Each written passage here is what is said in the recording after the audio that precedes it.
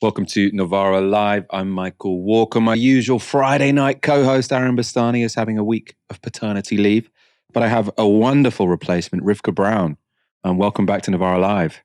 Hi, Michael. How's it going? Very well. A long day today. And we have a lot to talk about coming up tonight. The government are sending in inspectors to a London council. It's just a sort of boring, regular act of bureaucracy, or is there something more sinister going on? Liz Truss is in the United States again, this time cozying up to Steve Bannon to flog her new book. What does that tell us about the future of the Conservative Party? And we'll finish the show with a look at me on GB News calling out their owner. What a way to end the week. The moral panic over people protesting against a genocidal war is still in full swing. The former Home Secretary, Suella Braverman, has warned in The Telegraph that Islamists are bullying Britain into submission. Handily, the picture editor chose an image which shows what this is really about, people wanting to stop innocent civilians being bombed. The article is predictably hyperbolic. Braverman writes this. They started with the Jews. There were stern words of disapproval from the top, but things only got worse. The Islamist cranks and left-wing extremists then took control of the streets. The police looked meekly on. And then they came for Parliament. On a day when Keir Starmer should have shown strength of character, he bowed to the mob, abused his position and undermined the integrity of Parliament. Conventions aside, the Speaker's legitimacy destroyed and democracy denied. Trust was shattered by Starmer's grubby backroom deal. The mask has slipped. In hock to the Islamists, he is responsible for one of the most shameful days of our democracy. The truth is that the Islamists, the extremists and the anti-Semites are in charge now. They have bullied the Labour Party, they have bullied our institutions, and now they have bullied our country into submission. Now, remember what has provoked all of this absolute mind-blowing fear-mongering, right? So on Wednesday, the SNP put forward a motion which was calling for a clear ceasefire in Gaza, or clearly was calling for a ceasefire in Gaza. The Labour Party didn't want an up-down vote on it, so they tried to override convention and have their amendment heard. You saw Lindsay Hoyle, the Speaker of the House of Commons, speak to Parliament on Wednesday, and he said, oh, this is an old, the convention that says we shouldn't do this is old, it's outdated, it's archaic, and the Labour benches, they all cheered. Happy moment. We've sort of won our parliamentary battle in terms of getting the agenda in a way which is helpful to our partisan interests. What then happens? The Conservatives, the SNP, they kick up a stinker, understandably. And then suddenly, because this sort of, the smart ploy has somewhat backfired on Lindsay Hoyle, he comes up with this new reason. Oh, the reason that I said it was archaic is in fact, even though I didn't mention this yesterday, this is what he's saying to Parliament on the Thursday, is in fact because there were such severe threats from everyone, or the risk of a terrorist attack to our MPs. Now, of course, there was a peaceful pro-Palestine protest, or I don't even want to say pro-Palestine, pro-ceasefire protest, right? Because you don't have to be, pro-Palestine to think that bombing civilian kids and women and bunching up 1.5 million people next to a border and then bombing them again. You don't have to be, pro-Palestine to think that's wrong. So there's a pro-ceasefire demonstration outside Parliament, completely peaceful. That has now been sort of castigated, smeared as a bunch of potential terrorists. All because Lindsay Hoyle did the Labour Party a favour and then wanted to cover his back, right? Of course, Suella Braverman jumps at this opportunity. She loves it. In that article, she was talking about how, police need to be tougher against these pro-Palestine demos. By the way, more people were arrested at the coronation of Prince Charles, well, King Charles, I suppose now, than were arrested on the largest of the pro-Palestine demos. So the idea that these are out of control and making everyone terrified to go to central London, I just don't buy. Suella Braverman isn't the only distinguished opponent of extremism piping up in Westminster today. John Woodcock is also making himself heard. The former Labour MP who campaigned against Labour and then was rewarded by Boris Johnson with a peerage has published some new recommendations. He does so, of course, as the Tories' anti-extremisms are. Now, according to The Telegraph, Lord Walney, so that is John Woodcock, will use a forthcoming report to urge Rishi Sunak to extend buffer zone powers, which currently cover schools and abortion clinics, to constituency surgeries, Parliament and council chambers. Lord Wolney's review, which was set to be submitted shortly after the October the 7th attack, but has now been updated, will call for the expansion of expedited public space protection orders. These orders were backed by MPs in 2022 and approved by the Lords last year following anti-abortion rallies at clinics across the country and demonstrations against COVID vaccines outside schools. Now, this is, I mean, I'm going to use this word a few times now, I think ridiculous, right? So you have these laws which were intended to stop protests in incredibly sensitive situations, right? So if someone is going to get an abortion, I think it's absolutely right that you say you should have a buffer zone around an abortion clinic so you can't have religious zealots sort of hassling people as they are sort of going through probably, a very difficult moment, right? I think it's emotionally taxing getting an abortion, right? So the idea that people should go up to people in that vulnerable situation, I think is, that is somewhere where we should sort of legislate to stop that happening. The same thing with COVID vaccines and schools. Schools is where families are taking their kids, right? Small children. And if you've got these people who are saying, don't get the vaccine, that is, I think, you can see there's a vulnerability there. We're talking about children in one case, we're talking about people going to get an abortion in the other. Now, suddenly, these laws are saying, who else needs this? Parliament.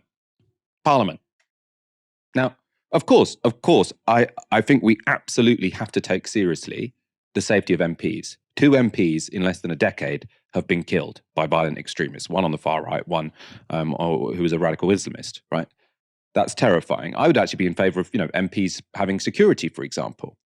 But it is just completely bizarre that this parliamentary manoeuvre on Wednesday, which was essentially Labour not wanting their MPs to have to vote for or against an awkward motion that might have made them unpopular in their constituencies, is now being used as an excuse. We sort of jumped to this situation whereby the mere act of protesting outside Parliament is somehow intimidating. If you were to think of where is the most obvious place in the country to go and protest? Parliament, right? Parliament is not a school. It's not an abortion clinic. It is the centre of sovereignty in this country. So if you were going to protest anywhere, it would be there. And now we're suddenly saying that, because we don't like these protests, the protest should be somewhere else. I mean, it's I think, completely outrageous, completely ridiculous. Woodcock is one of 3 ex-Labour MPs who campaigned against their own party and then were given plum jobs by Tory prime ministers. Woodcock and Ian Austin went around the country in 2019 with a billboard, saying that Jeremy Corbyn was a disgrace to his country and telling people to vote Tory. After the election, both were given peerages by Boris Johnson. So the other MP who left Labour and got a peerage was John Mann. In that case, it was Theresa May who gifted him the title of Lord. She also made him a government advisor on anti-Semitism. Now, Ian Austin, so one of the 3, was on Sky recently sparring with John McDonnell. They were speaking amid the row over Labour's now suspended candidate in Rochdale. If you really want to show the Labour Party's changed, right, I would kick out John McDonnell. I would kick out all of those people. All of that. I mean, I really would, because I think that, a long history of supporting extremism, all of that, and, I think they've got to deal with that as well. I really do. John McDonnell, do you want to come back? It's difficult to deal with the sort of unreality of it. Ian has had a long and obsessional hatred of Jeremy Corbyn on a whole range of issues. I think he's just, it's produced an instability in him. And as a result of this is the sort of behaviour that we get. He's been made a lord, a full-time job for life, by Boris Johnson for attacking Labour. That's why he was given the lordship. That clip was from a couple of weeks ago, but we didn't show you it at the time, and I thought now was a good excuse. Rivkah, these sort of 3 ex-Labour MPs who all went to sort of be given peerages with the Conservatives and now are just constantly coming out with arguments as to why we have to sort of limit free expression or the right to protest. I mean, what can we possibly say about them?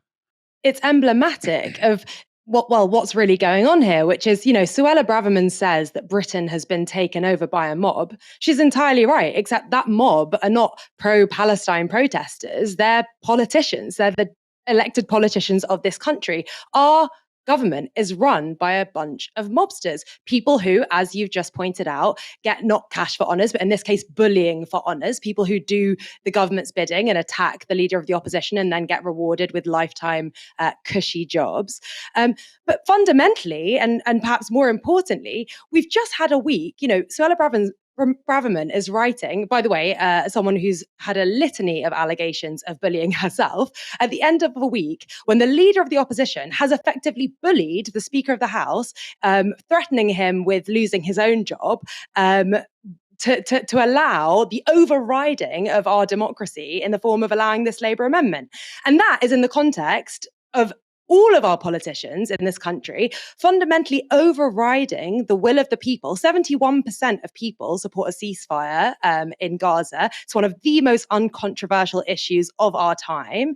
And yet, our elected representatives are riding roughshod over the will of the people, and not just the will of the people, but over the highest court in the world. The International Court of Justice has ruled that states, including the UK, should not be materially supporting Israel's commission of war crimes. And yet we're continuing to do so. You've got people like Declassified showing that there are currently US and UK military equipment and forces on the ground in Gaza right now. And so, when we're talking about the mob and this idea of a kind of these brown hordes, really we should be talking about the mobsters in number 10, the mobsters in the Palace of Westminster right now. It's no surprise, in our country we have one of the lowest rates of trust in our politicians. Something like 6% of people, according to Ipsos Mori, have full trust in our political system, and it's no surprise. We're run by a group of people who think that they can totally ignore not only their constituents but the highest law, not only in the land but in the world, and get away with it. From what I can see, I mean, you've sort of cited there the actual level of criminality at these protests. I think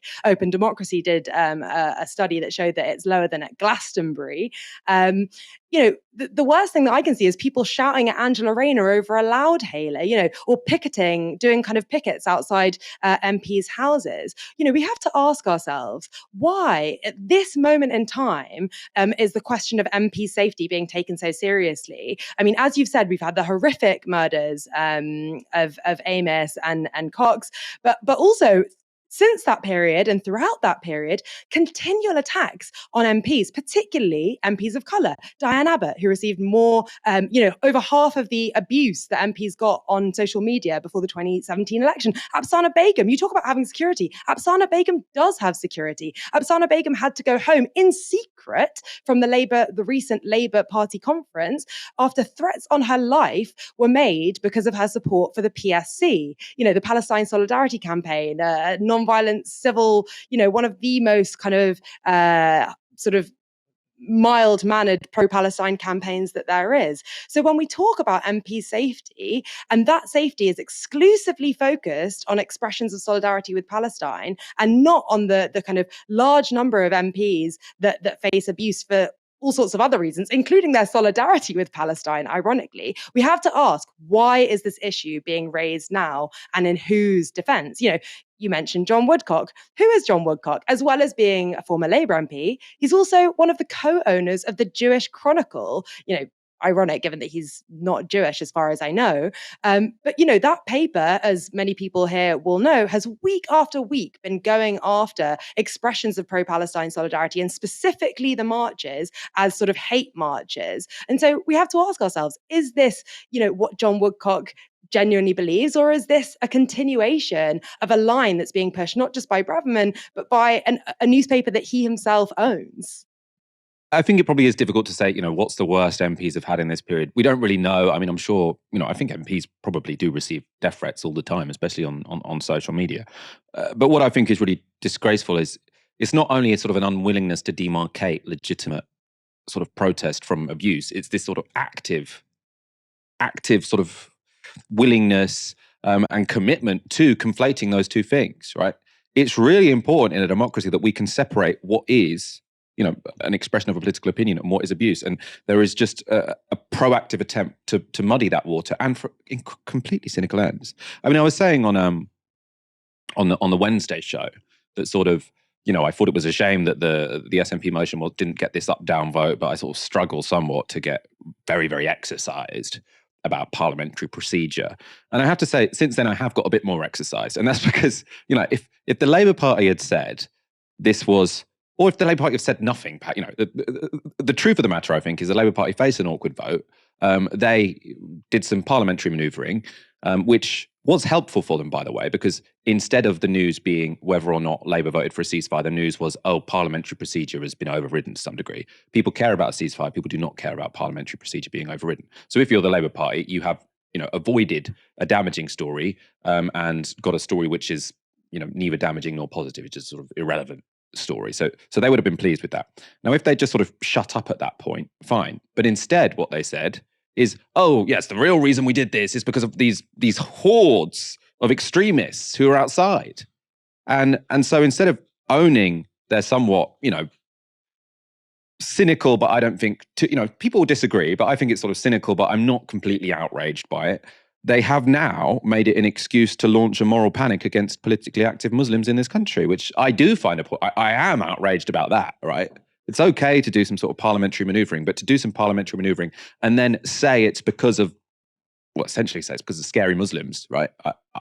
I think is unconscionable, especially as it has. I mean, if anyone's been on Twitter or watched any of GB News, we'll have that coming up later in the show, you will see that this has been used as an excuse to launch into the most Islamophobic tirade from all quarters. I know this was on the show last night that Moya was hosting, so you will be very much aware of that. But I do, as I say, parliamentary procedure, not that fussed about. A political manoeuvre and then blaming people who want to stop a war, disgraceful, frankly. The government has announced it's sending inspectors into a London council over suspicions it misspent public money. That sounds reasonable. But is that all there is to it? Well, yesterday, Michael Gove's Department for Levelling Up Housing and Communities launched a best value inspection into Tower Hamlets Council. The council is led by this man, Lutfur Rahman, who was elected under the Aspire party, a sort of party which he founded. Now, in a letter to the council's chief executive, civil servant Max Saul set out a long list of Gove's concerns, including this: the appointment in June 2022 of Mr. Alibor Chowdhury as deputy head of the mayor's office and the intention to recruit 8 policy advisors not directly employed by the authority to an expanded mayoral office. Overall increase in staff is 27 at a cost of £1.4 million, creating the risk of a dual council sidelining officers of the authority in decision making. Now, £1.4 million does sound like a lot, but it's only 0.1% of the council's total budget of 1.3 billion, so it's not a phenomenal amount. Other concerns raised by the government are the council's grant-making processes, its decision to in-house Tower Hamlets homes and leisure services, which to me sounds like probably a good idea, and the mayor's poor attendance at certain committee meetings. Now, as you'll probably have guessed, I am no expert on what counts as best practice for a local mayor, and I'd normally be reluctant to wade into a bureaucratic dispute between local and central government. But in this case, it does seem plausible that this is all part of a somewhat more sinister campaign. And the Tories have long had Rahman in their crosshairs. So Rahman has been a bugbear of both Labour and the Tories. They see him as a populist politician, unwilling to take orders from above. A potted history. In 2010, Lutfur Rahman was selected to be Labour's candidate for mayor by party members, but he was kicked out and replaced by a candidate favoured by the party machine. Rahman stood as an independent and he won. So he beat the incumbents who were the Labour Party. In 2014, he was re-elected by popular vote, again as an independent, but he was then removed by an electoral tribunal, which banned him re-standing for 5 years. In 2022, he stood again, and again, he won. So this latest investigation by central government might be seen as just another attempt to subvert local democracy, right? It seems like a kind of obvious analysis or assessment of what's going on. Of course, though, maybe this guy does deserve all of this scrutiny. It is possible to be electorally popular, to get elected 3 times against the odds, but be completely corrupt. So we should look seriously at the previous charges that were levelled against Rahman. the mayor first came to national attention in a 2014 Panorama documentary hosted by John Ware, which was released in the run-up to council elections in Tower Hamlets. In the documentary, Ware alleged that Rahman diverted £3.6 million of grants to charities run by Bangladeshis and Somalis in return for political support. He also claimed the council had paid money to local Bangladeshi TV station Channel S and one of its reporters in return for politically biased coverage, and he suggested a council-funded local newspaper was also strongly politically biased. But the police said there was no credible evidence of criminality, and so they would not investigate. However, then Communities Secretary Eric Pickles launched his own investigation, which found the council had given money to groups without what they said was proper procedures in place for record keeping. The council argued this was because they were small grassroots organisations who couldn't be expected to do the same sort of level as accounting as big NGOs and organisations. This was the key bit, though, because that ruling then set the wheels in motion for an election tribunal in 2015. Now, that tribunal found Rahman guilty of corrupt electoral practices, which got him removed from office, and that's where he got the 5-year ban from standing. Now, corrupt electoral practices does sound very bad, right? If I hear that someone's committed corrupt electoral practices, I think that sounds like a pretty dodgy motherfucker. But this wasn't corruption as we would usually think of it. Rahman was found guilty of exerting undue spiritual influence on the electorate, and that was by getting the backing of a number of imams. Now, as the Vicar Giles Fraser wrote at the time, the decision was based on legislation introduced in the 19th century to keep Catholics out of power. Fraser concluded, the religion being discriminated against may have changed, but the sentiment hasn't. Now, adding weight to that idea, it turns out that the tribunal was overseen by a judge who later wrote for The Spectator in support of Donald Trump, right? So this does not inspire confidence in me. That ruling and the 5-year ban that followed, of course, though, would not keep Rahman in his place. He's back in office after being elected for the 3rd time. He has again come to national attention and annoyed a lot of people, this time for refusing to take down Palestinian flags, which have been put up around the borough. Rivkah, I know you've been following this case. The government are investigating Rahman again. What should our audience know? Well, I think it's similar to our last story about the safety of MPs, which is to say that I completely agree that it is a sensible idea for the government to make sure that councils are not misspending taxpayers' money, generally, as a principle. The question is, why are they doing this to Rahman in particular? And I think you've set out quite well some of the reasons here. I think the overarching reason is that Lutfur Rahman, despite being probably not known to most people in this country, is one of the most powerful Muslims in the UK. He presides over a budget of over £1 billion in a incredibly densely populated inner London borough with a large Muslim population, one that has made Tower Hamlets a target for the far right since forever. I mean, it's, an area that's always been home to many minorities, hence why the Battle of Cable Street happened there between British fascists and the local minority populations, predominantly Jews.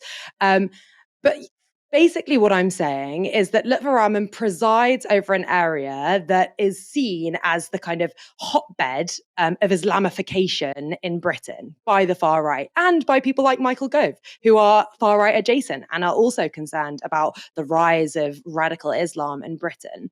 He also happens to be someone who isn't willing to simply take orders. And the Labour Party, when he was a member of the Labour Party and he was leader of the Labour group in Tower Hamlets back in the late 2010s, wouldn't simply be a vote bank, basically, wouldn't do what most other ethnic minority politicians are expected to do in the Labour Party, which is just usher in all the votes and kind of mostly keep their heads down. He has a bold agenda. He's, pretty left wing. He's a socialist. He's introduced free school meals. He's, restored the educational maintenance allowance as when he was first mayor in 2010 to 15. He built more council homes than any other area in the country.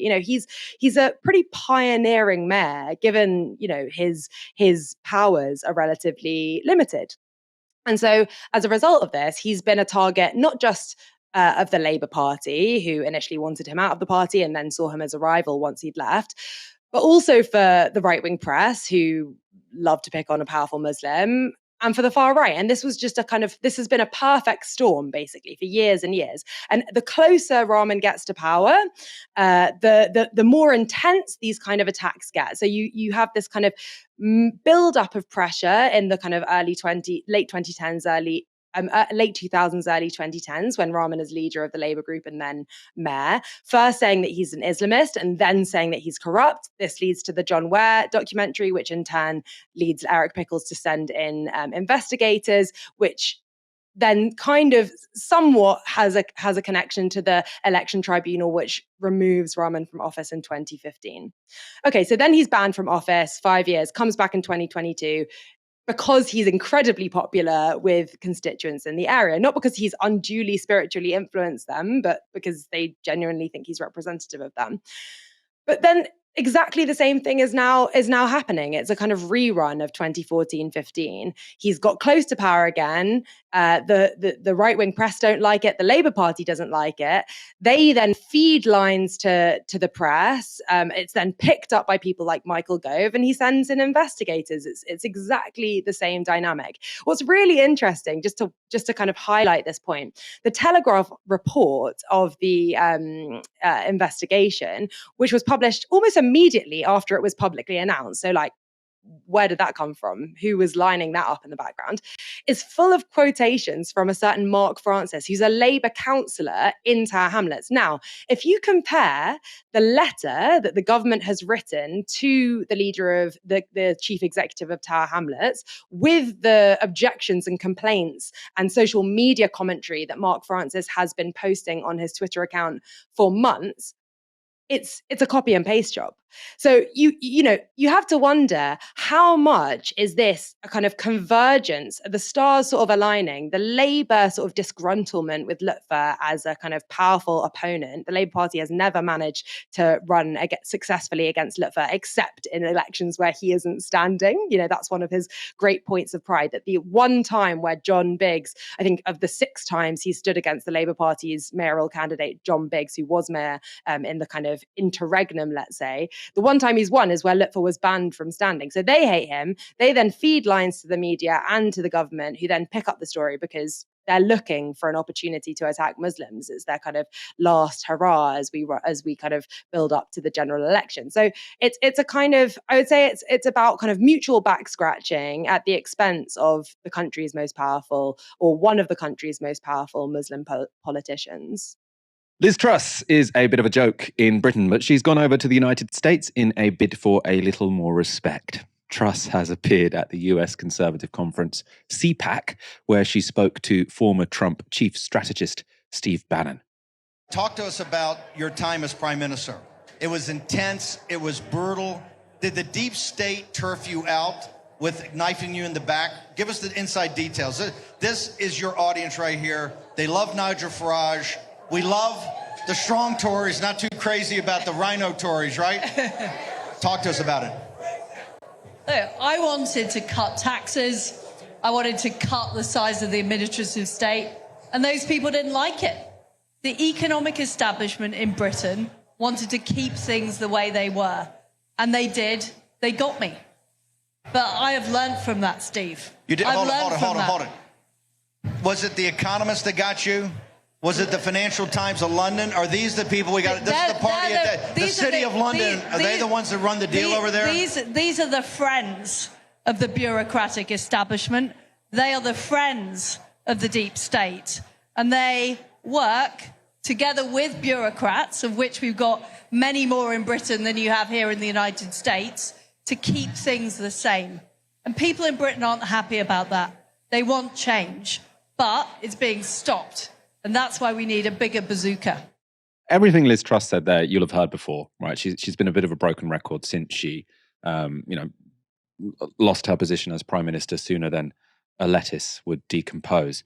But I think the interesting thing here is why she has chosen to do this sort of high-profile event with Steve Bannon, right? Steve Bannon, he doesn't have wide appeal in Britain, but Liz Truss seems to think that sort of cozying up with him is the right thing to do to remain relevant. And I don't think she's going to move to the United States. So I think she wants to be relevant in the United Kingdom and thinks that cozying up with Steve Bannon is a good way to do that, which I think tells you what is the Conservative Party base becoming.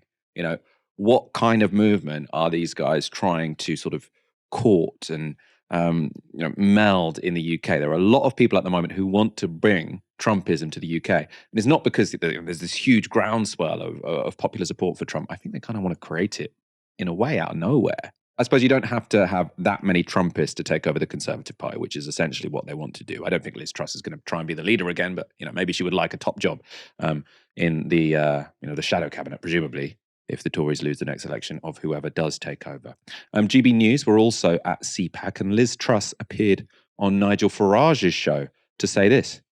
I feel that Joe Biden needs to be kicked out of the White House. Yeah. I think that is vital for the future of the West. And I have worked in the cabinet under both the Trump presidency as Trade Secretary and the Biden Secretary as foreign I was Foreign Secretary. And I'll tell you, I felt safer for the West when President Trump was in power. There you are, a British Conservative saying nice things about President Trump. And you're right, he actually does stand up for genuine Conservative values, and he likes our country. And I always think Biden rather loathes us. No, Biden seems to be very keen to criticise the United Kingdom, and that's certainly what I found as both Foreign Secretary and Prime Minister. Yeah. He stands up for genuinely conservative values. He's just had to pay millions and millions of pounds in a legal case for sexually assaulting someone. It's really weird to see these sort of UK politicians tying themselves to the Donald Trump movement, which, as I say, is just not that popular in this country. Liz is also, I said, she's decided to appear with Steve Bannon. She is a really big fan of the guy, it seems. Is she tough enough to turn England around? I think so. Hold it. Would you work with Nigel? I need a few more friends, though, to be frank. I need a few more people to help me. So, Steve, if you're willing to come over to Britain, 100%. once you've sorted out America, you can come over to Britain and sort out Britain. I may be banned in Britain. Would you think of working with Nigel on maybe restructuring the Tory party? I will work with whoever it takes to make our country successful. I will work with whoever. Amen. And Nigel, and I've done an interview with him already today, I would like him to become a member of the Conservative Party and help turn our country around. Rivkah, I want your views on this. It does seem like there are a lot of people in and around the Conservative Party who have decided that now is a good time to try and do what Trump did to the Republicans to the British Conservative Party. Now, there might be, as there were in the Democratic Party in America, sort of some Labour strategists licking their lips. If the Tories go into opposition and become the crazy party, there are many ways in which that is beneficial to Labour, but it obviously also comes with some risks. What's your interpretation of what Liz Truss thinks she's doing here in the United States? Well, Michael, she's trying to break America, having already broken the UK economy, I guess. This is the thing that UK politicians now seem to do. They sort of torch their careers in the UK. I mean, it began with Nick Clegg, of course, his famous voyage over to Silicon Valley after he disgraced himself in the coalition. But then I think, we literally saw just a few months ago, Suella Braverman head straight to America after she resigned as Home Secretary. And I suppose it's that they're trying to find their people and sort of a readier and sort of healthier base for what they're trying to popularize, which, as we know, is this kind of popular conservatism, or popcons, I think they call it. So, I think there's something there about going to America to demonstrate that, well, look how far ahead the US is, compared to the UK in terms of there are loads of people here who support Trumpism, and look how ready they are to import it to the UK. And I'm not just a kind of right-wing fringe lunatic here. I'm just kind of one of the many. So I suppose it's sort of trying to project the UK forward into a possible future and sort of what they perceive, I suppose, as a sort of right-wing utopia, which I guess the US is by, many assessments. I think we should also pay quite close attention to the terms that Liz Truss is using, indiscreet as they are. When she talks about a bigger bazooka and she says that she needs more friends, I don't think she's talking about friends and weapons. She's talking about money. She's trying to fundraise. This was essentially her pitch, probably not on her own behalf, as you say. She's probably not going to be a Tory leadership candidate anytime soon. Although, you never know if there's an actual split within the Tory party and the popcorns become a party of their own. Then maybe that's a feasible scenario.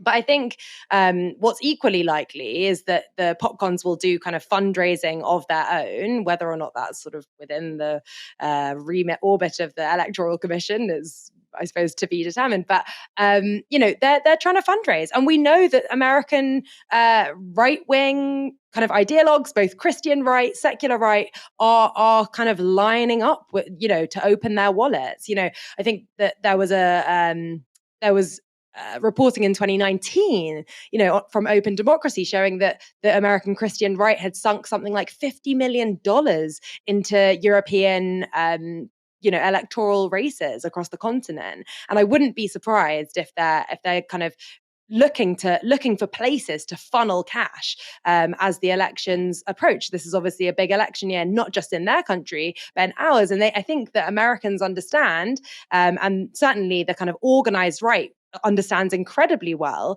the power of sort of international coordination and joint mobilization. When we talk earlier in the show about pickets outside abortion clinics, these were not so prevalent until recently, but the Christian right has organized more and more on issues like this. And so I wouldn't be surprised if Truss has gone there with quite a hard-nosed desire to just kind of basically raise cash. But then, I think it's also true to say that on the kind of softer side, Truss is there to sort of force a realignment of the Conservative Party to sort of show that, whilst her premiership may have sunk the economy for a time, and perhaps for some time to come, her ideas are not discredited and have a political home, not just in America, but within the Conservative Party. And so I think there's something to do with kind of building credibility for what should be obviously a entirely discredited ideology. She might be there to sort of try and raise some money for a political campaign. She's also there to try and flog her new book, 10 Years to Save the West, Leading the Revolution Against Globalism, Socialism and the Liberal Establishment.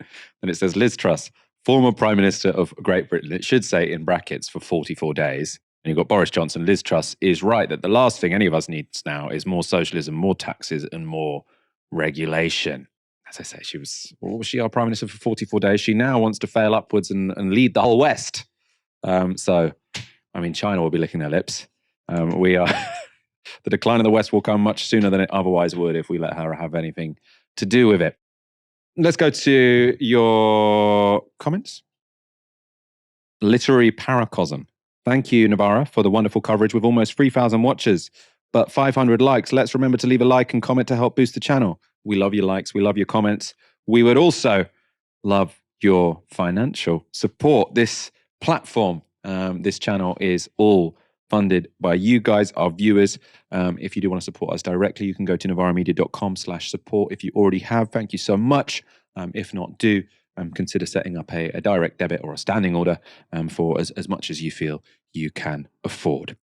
You probably don't recognize this man, but he's one of the most powerful men in British media. Sir Paul Marshall is a hedge fund manager reportedly worth £630 million. And he's the owner of news website Unheard and the co-owner of GB News. He owns 42% of the station. He was also one of its key initial investors. He now wants to buy the Spectator and the Telegraph, which would give him just enormous control over the conservative media in this country. But Paul Marshall appears to have some rather unsavoury views. A Hope Not Hate investigation has found some rather shocking content on Marshall's private and anonymous Twitter account. Among tweets liked by Marshall are this. So you can see UK has lost its identity. These people did not come to assimilate into European culture. They came to conquer and replace British people. Allah wants this, sort of the great replacement theory. They've come here to conquer and replace British people. He's also like this one. It is just a matter of time before civil war starts in Europe. The native European population is losing patience with fake refugee invaders. So talking about a civil war, this is very sort of violent imagery that this sort of conjures up. And then here, if we want European civilization to survive, we need to not just close the borders, but start mass expulsions immediately. We don't stand a chance unless we start that process very soon. So these are all the very sort of extreme tweets that have been liked by this man. He also retweeted this, very extreme. So this is Carl Benjamin, so Sargon of Akkad, he sort of said basically, and then shared this quote, Pascal's wager in the 21st century. God may or may not be real, but the other side is so passionate, so committed to worshipping Satan, evil, homosexuality, and corrupting children that even if God wasn't real, believing in him to fend these demons off is preferable. So fairly scary stuff. These are some very extreme views being promoted by one of the most powerful media moguls in Britain. And by chance, I happen to have been booked to appear on GB News the day after Paul Marshall's Twitter activity had been revealed. I was on to talk about Suella Braverman's fear-mongering article about Islamist extremism taking over Britain, but I couldn't help but bring up how, when it comes to GB News, the extremism is often coming from inside the house. She's been banging this drum for months and months and months, and it's why she was sacked. Sure, and I think it's a very bad drum to be banging, right? I have a problem with Islamist extremism. I also have a problem with far-right extremism, right? And well, 90% of suspects on the terror watch list in this country are Islamist extremists. So 2 MPs have been killed in the past decade, one by a far-right extremist, one by an Islamist extremist. Now, as you've sort of recognised there, I think one problem with Islamist extremism is it has led to more acts of terrorism. My problem with far-right extremism is it has way more access to power. And I have to say, GB News, I think, is an example of this. So there was an exclusive yesterday, actually from Hope Not Hate, sort of showing what tweets that was a load of your owner had liked and retweeted. You know, I think it probably is worth reading them out. Half those tweets, the majority of normal thinking people in this country agree with. Let's test it. Let's see and what by the way, can I say something? Hope Not Hate as well. They call themselves an anti-extremist organisation. They are some of the most extreme far-left agitators and campaigners. Let's read the tweets. Let's read the tweets. So these are the ones that your co-owner liked. It is just a matter of time before civil war starts in Europe. The native European population is losing patience with fake refugee invaders. Now, I'm against violent extremism. Warning about a civil war. 7.5% of the British public are Muslims. You know, the vast, vast majority of them, taxpayers, decent people. And he's talking, or he's liking a tweet about a civil war. Well, yeah, this We've got another one here. Talking, he liked to tweet. These are not tweets that he has written. There's a pattern. I'll just read one more. OK. If we want European civilization to survive, we need to not just close the borders, but start mass expulsions immediately. We don't stand a chance unless we start that process very soon. Do you know what that tweet... Michael, do you know what that tweet was in response to? By the way, so Paul Marshall didn't write that. He just retweeted someone else. Right. This one he retweeted. And do you know what that tweet was in response to? Do you know? It was in response to a video of some people in Africa. It was Ross Kemp interviewing people in Calais who didn't understand the concept of rape. He was trying to ask them, what happens if you rape a woman? And do you think that's an argument for mass expulsions of people who are already in this country? Of rapists, yes. There aren't enough rapists to have mass expulsions of rapists. He is talking about people's ethnic backgrounds. From a figure on the centre-right was referring to Islamic rapists. One more tweet. So this is one he did retweet. Pascal's wager in the 21st century. God may or may not be real, but the other side is so passionate, so committed to worshipping Satan, evil, homosexuality, and corrupting children that even if God wasn't real, believing in him to fend these demons off is preferable. Now, as a homosexual, I find that somewhat offensive. Well, so I think if we are talking about extremism in this country, yes, there are some extremist radical Muslims, are not here to actually defend but there is also a channel which is funded by someone who clearly has very extremist beliefs. I do like in a debate when you get to say, let me just read these words to you. Let me just read these words to you. It's sort of a good way of sort of slowing down the pace and feeling like you can sort of assert some control in the room. I mean, what was, I suppose, helpful for me is sort of Ben Leo saying, this is completely normal. The majority of the majority of things which are like normal people in this country will agree with. Now, normal people in this country don't all think that we need to find God so that we can defeat Satanist homosexuals. Right, which appears to be the implication of one of these tweets, which was retweeted by, essentially, he's not directly their boss, he's not their line manager, but he owns 42% of the channel, so he's going to be very influential in terms of what airs. Let's see what happened next. Clearly has very extremist beliefs. Are not actually here to defend themselves. There is a statement which we will bring people. Hope Not Hate. I'll read that statement now. So Paul Marshall. That statement, Ben. He said in January 2024. Sorry, no, there we go. That's one second. It's a very divisive ideology, which, I mean, he seems to be endorsing here, and which is so often propounded from this TV station, right? He seems to be endorsing it. He did not write those tweets themselves. He does have a reply to all this as well. So his reply is to say that it's, there's lots of stuff on Twitter. It's a small proportion of what he's been tweeting. Hope Not Hate actually said it's not that small a proportion of what he's been tweeting. And I think it's also, I mean, you've got to look here. If this was isolated, if this was Is he not entitled to an opinion, though? This is what we exist for, to have a broad range of opinion and to not shut people down. Yeah, well, so we are having a conversation here about extremism, right? And I think always implicit in a conversation about extremism is there is some sort of limit. So you're talking about people who are talking about radical violent Islamism. They should go on the PREVENT programme, right? I also think that people who think there's going to be some civil war between a small ethnic minority and, I mean, here it's talking about the native population. That, to me, is violent extremism or something that let me just read. Violent extremism.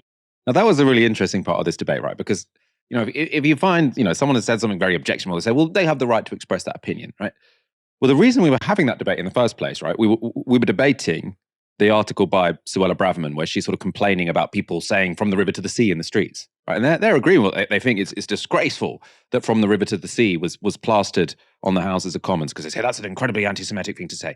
Now, obviously, as we've said over and over and over again on this show, that's not remotely anti-Semitic. To say what you want is a one-state solution in Israel, Palestine, where everyone gets a vote. It's no longer an ethno-state. That is not in any way or form anti-Semitic. But if you're going to say we need to clamp down on people saying that in the street, and then in the next sentence you're going to say it's fine for an owner of a major media corporation to be sort of liking and retweeting and essentially promoting the idea that we should start mass expulsions immediately, though there's going to be a civil war between Muslims and everyone else, or that we need to find God to defeat the homosexuals, right? You can't say, oh, from the river to the sea, that's beyond the pale, but these are all perfectly legitimate. Now, I know you're gagging to hear Sir Paul's response, so let's look at the rest of the debate.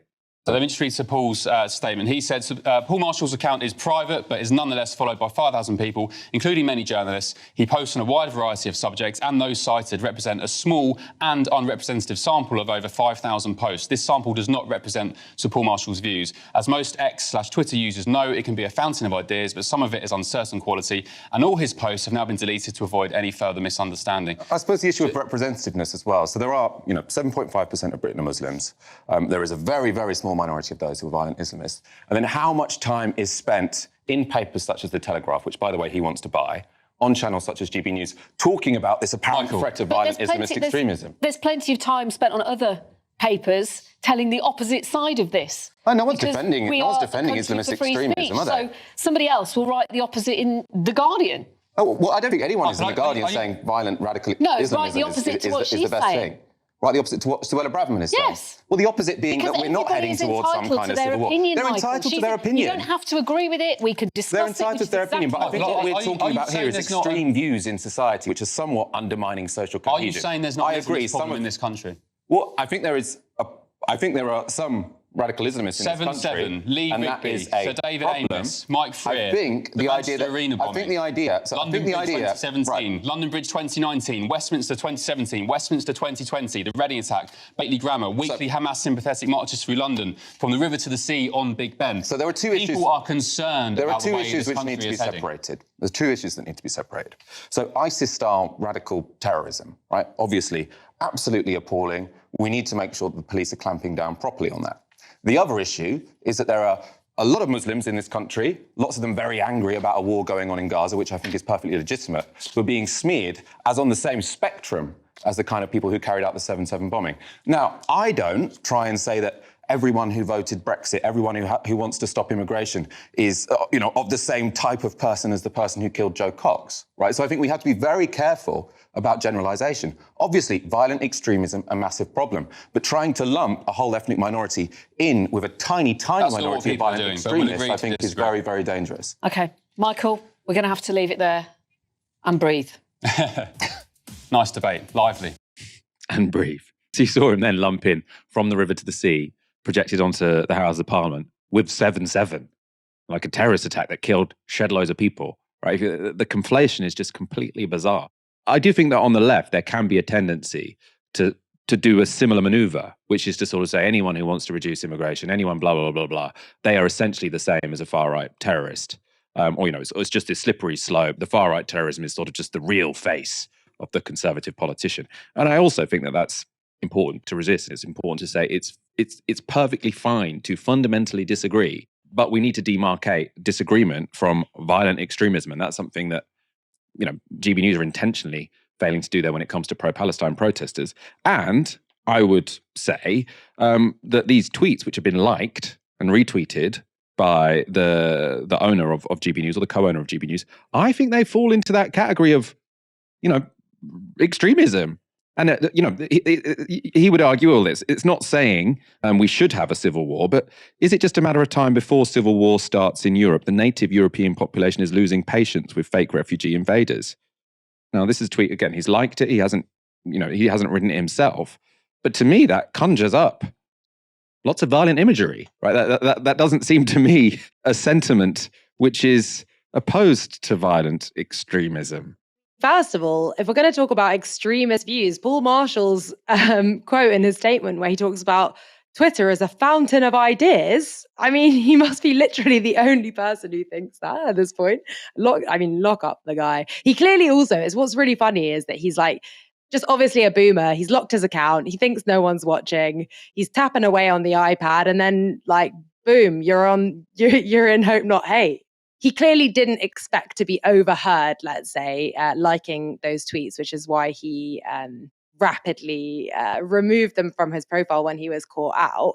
But I think it's useful in a way, his kind of boomerish ignorance of technology, because he's just kind of given us an insight into some of the, well, not that we need one, but he's exposed the sort of ideological extremism underpinning GB News. And I think that we should put that to them again and again. And I think, it's interesting at the end there, you have your host saying to you, great, good debate. It's good to have you on, Michael. And they love having you on, and they love having Aaron on, and they love having kind of left wingers on. And, we've talked about this in the past. We have our differences about that. It is obvious watching that clip and looking at the tweets that left wingers are invited on so that they can say they have a good debate, so that they can say that they have a spectrum of opinion, and so that they can claim to be representing, common sense, British common sense, when actually they're obviously pushing an increasingly extreme and sort of mainstreaming an increasingly extreme opinion. When Ben Leo says, this is what right-thinking people think, or when Paul Marshall likes a tweet that says people are getting angrier about this, these sorts of observations are designed to cross the border into persuasion. The media manufactures consent. Anyone that's read their Noam Chomsky knows this. We know how it works. That places like GB News, places like The Telegraph, put out what are ostensibly observations or opinions over and over again in a way to make people believe that this is the truth. Obviously, we saw this notably with the Labour anti-Semitism crisis, where people thought that there was something like 100 times more anti-Semitism in the Labour Party than there actually was. It represented something like 0.1% of the membership. But because of the kind of blanket wall-to-wall media coverage of the quote-unquote crisis, people thought that this was an extremely severe threat. Exactly the same goes with Islamist extremism, which, as you say, and as Ben Leo points out, it's not non-existent in this country, but nor is it actually the fastest growing threat to this country. Both in terms of terrorism, we know that the Metropolitan Police reported a few years ago that the far right is actually the fastest growing terrorist threat, but also, as you say, in terms of its access to the corridors of power. And I think that's where this whole kind of debate really falls apart about extremism, because when people like Ben Leo talk about extremism, they're talking about terrorists, active terrorism, people acting kind of in sort of as individuals outside of any kind of state structure. But what happens when individuals who were convicted as terrorists, such as Itamar Ben-Gvir, are elected into government, or people who hold extremist ideologies, like Suella Braverman, are in the halls of power?